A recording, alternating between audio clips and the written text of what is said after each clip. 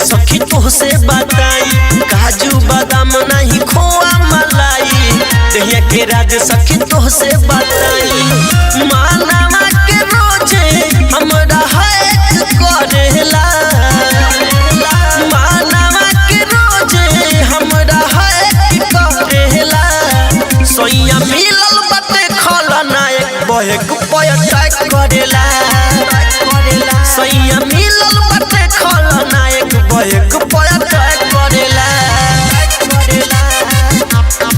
सोइया मिलल बाटे खलनायक रिया रिकॉर्डिंग स्टूडियो नरकटियागंज। पयटक करेला।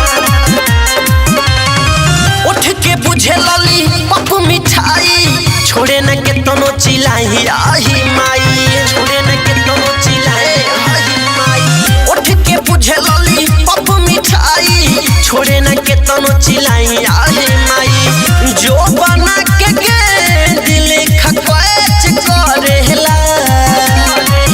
जो बना के दिल खकच करेला। सोइया मिलल बाटे खलनायक बहेक पयटक करेला। सोइया मिलल बाटे खलनायक बहेक पयटक करेला। करेला।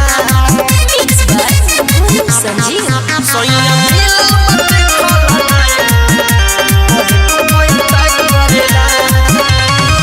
अमर जीत कहे लागे लुकली, बारे का साई भइल मंजित राम बोली।